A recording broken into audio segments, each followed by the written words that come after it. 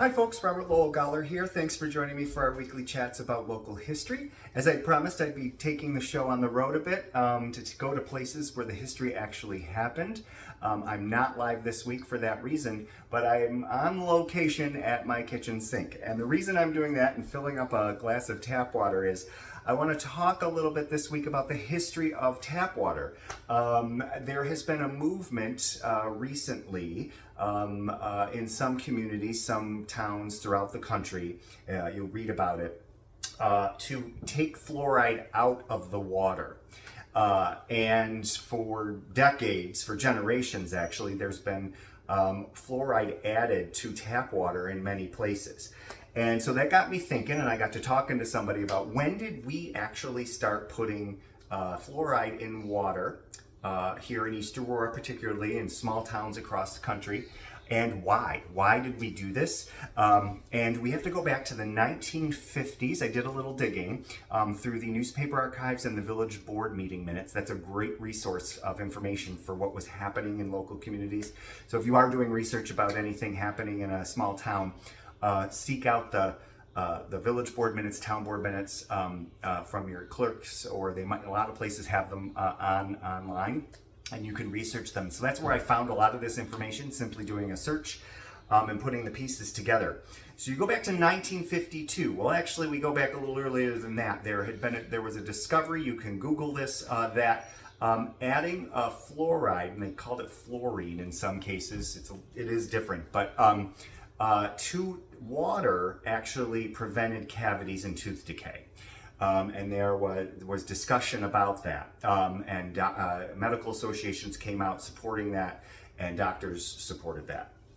Well, a couple decades later, the movement was growing, and in the early 1950s, a lot of small towns and villages, including East Aurora, were encouraged, the movement had made its way to our community, encouraged to add the fluoride to tap water in order to prevent cavities, especially among children and even adults, by adding it to the drinking water, which most folks would drink the tap water. That would in turn help prevent tooth decay. So in January 1952, health experts had come to the village board in East Aurora. It was an effort not just in East Aurora, it was all over in a lot of different communities, and suggested that the village board approve adding fluoride to the village drinking water. Back then, the village water works, the water system was out of it was located on Pine Street out of Sinking Ponds. The village ran the water system. Today we have the Erie County Water Authority, but the village water system was a very local decision, and so they had encouraged town by town, village by village, that these health experts had come to encourage these communities to add fluoride to the drinking water. That was 1952. It didn't happen right away. The village board wanted more tests. They wanted more information. It was a controversial decision, a controversial subject, and it was controversial for years. And it was not an easy decision. Well, it seems that that was in 1952 was the first suggestion of it, but that it kind of dropped off the radar. It wasn't really discussed for a few years after that, until May of 1956. And apparently, health experts came back again. The Erie County Health Department, the state health officials were encouraging again that local communities add fluoride to their drinking water. And in a very controversial vote, the East Aurora Village Board adopted a resolution authorizing adding fluoride to the East Aurora water supply under the direction of the Erie County Health Department. The adding the fluoride was in itself, the decision to add the fluoride in and of itself was controversial.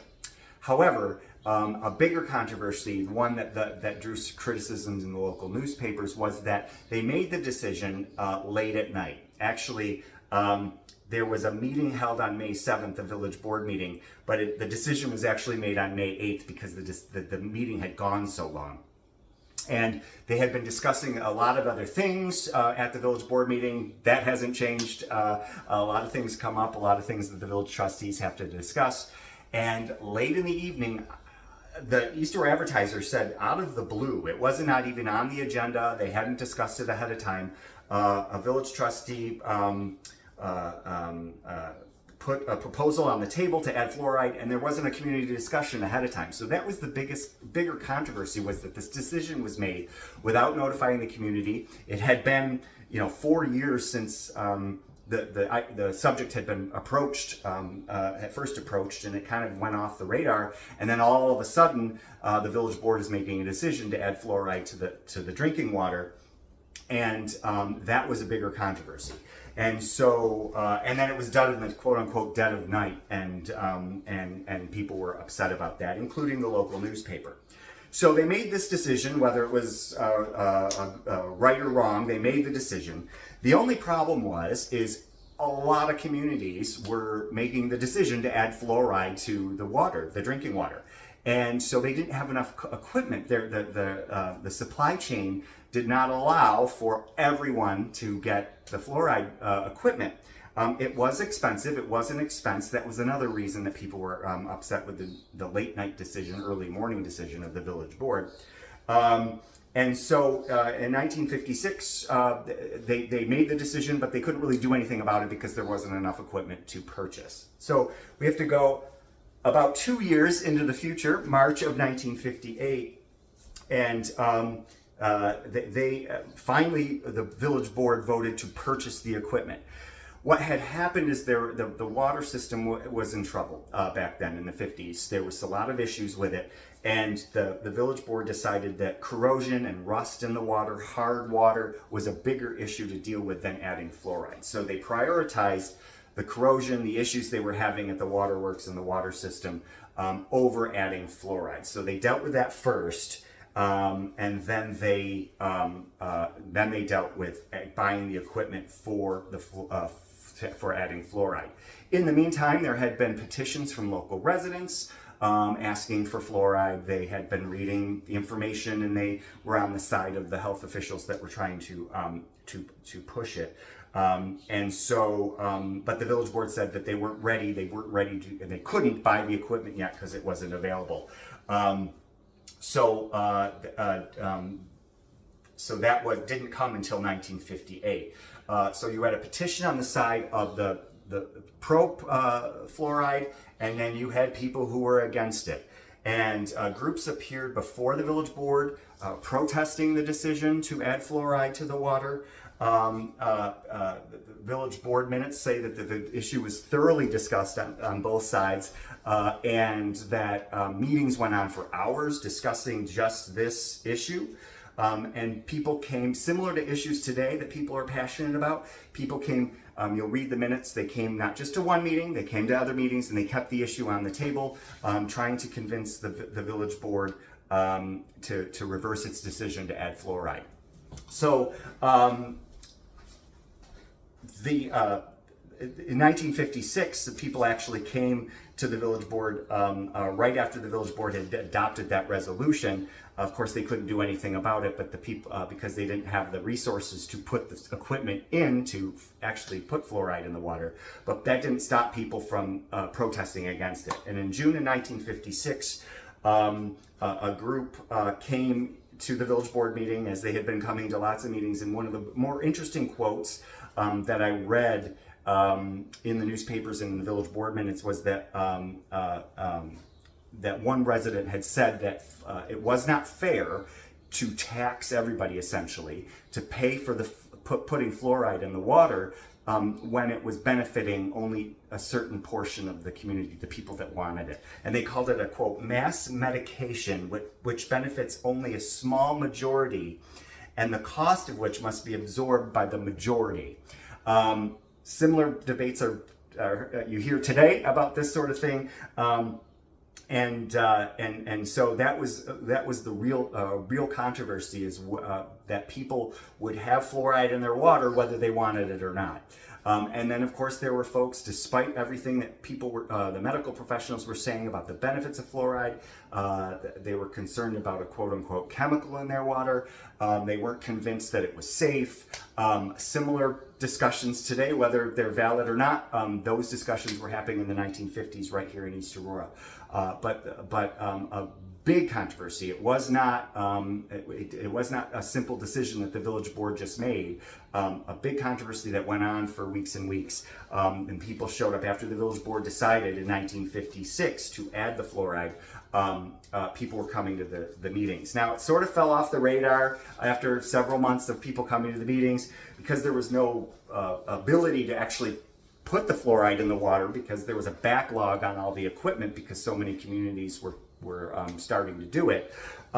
It kind of went off the radar until 1958, when they actually voted to buy the equipment. Now, I have to do more research about this, and I want to write about this. This is one of those topics where the idea gets in my head, and I think it's going to be a simple look it up in the paper and get the answer. And it turns out I went down, as happens a lot, down a rabbit hole, and I need to do a little more research. But something happened in the early 1960s where they stopped putting the fluoride in the water. They bought the equipment, they started putting fluoride in the water in the late 1950s, but in the early 1960s, actually in the summer of 1962, residents again came to the village board meetings to ask that fluoride be put back into the water. So somehow fluoride was removed from the water in the early 1960s. If anyone knows why, please let me know. I can't seem to find, the record isn't, the minutes of the village board meetings, the newspaper records aren't very clear about it. So that was in 1962. Well, move forward, people were complaining that the fluoride had been taken out, and you have to go 2 years into the future.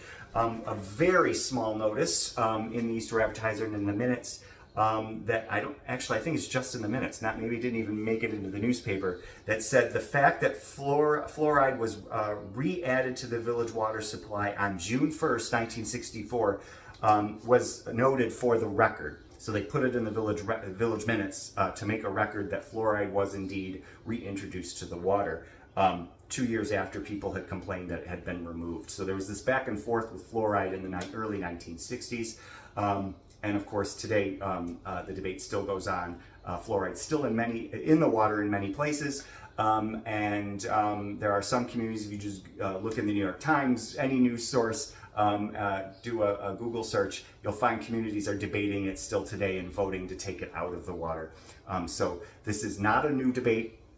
And fluoride in our water, at least here in our community, goes back to the 1950s. Probably solidly in the early 1960s. And then, of course, in addition to your tap water, the newspapers in the 1960s started with the clinics of dentists doing fluoride treatments for children, in addition to having fluoride in the tap water. Those started popping up in the 1960s as well. So to answer the question about when fluoride started in our village tap water, it was the late 1950s, early 1960s, and it was a very controversial decision, one that kept popping up. The controversy kept popping up every so many years. So it was not an easy decision of the village board, and it was not something that was an easy decision to get to.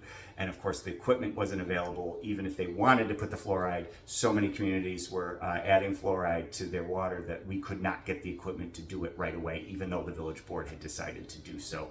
In a very controversial decision, late at night, early morning, in May of 1956. So that's where we go back to the origins of fluoride in our water. So as always, thank you for keeping history alive and joining me for our weekly chats on Facebook. Videos are also uploaded to YouTube, so if you prefer to watch those. Also, YouTube keeps all the videos. Facebook's been deleting videos, especially the live ones. If you go to my YouTube channel, Robert Lowell Goller, you can find all the old videos. You can search by topic if there's something that interests you. Again, I am Robert Lowell Goller. I am the town and village historian, but these videos and a lot of my research, my upcoming books, are not officially affiliated with my duties as town and village historian. As always, thank you for joining me for our weekly chats, and until next time, cheers.